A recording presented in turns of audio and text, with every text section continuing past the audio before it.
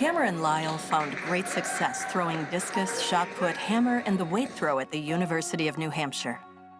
Never realizing that his greatest contribution would come off the field, he seized an opportunity to save the life of another man, a man he'd never even met. It was sophomore year. The football team was running a swab for Be the Match.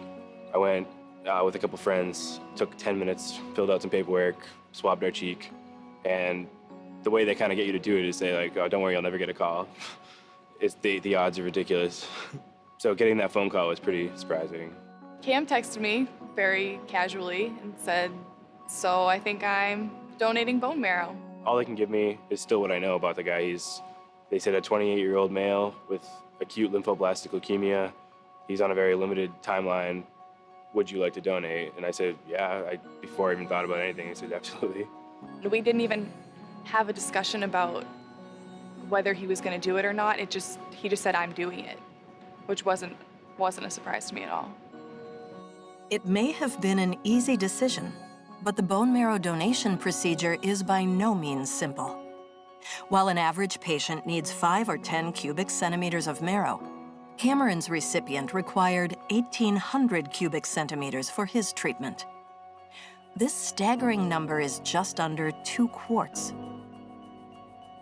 Thankfully, both Cameron and his unknown recipient came through the procedure well.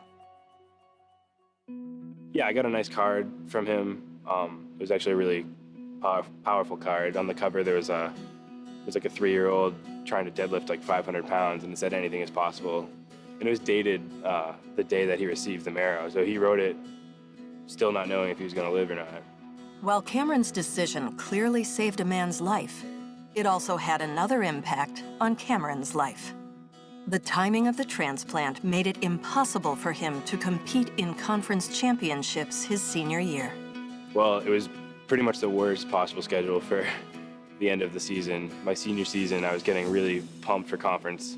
I'd worked, essentially, I guess you worked 4 years for it as your last championship, but conference is really what matters to the school and coach. He's always stressing the conference. The first day you get here, he says, 180 days till conference.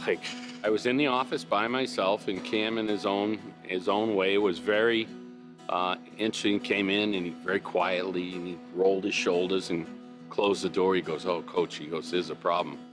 I told you I might be a possible match. I am. It's got to happen on this day. Throwing a 16-pound metal object as far as you can, nice.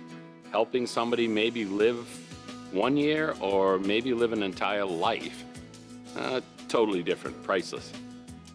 So many people went out and got swabbed when my story came out. The numbers doubled in a week. Everyone went out and got swabbed, so I guess that's all I could ask for. And that's what I started pushing as my message. The interviews, I would just move away from me and just say, go get swabbed. So he's trying to use social media, use his work to get the word out there, telling people that they can save lives. It's a huge thing. It really starts with you wanting to help someone. I subconsciously did it when I said, yeah, I'll get swabbed, okay? But I would do it all over again tomorrow, really. And it feels great to help somebody.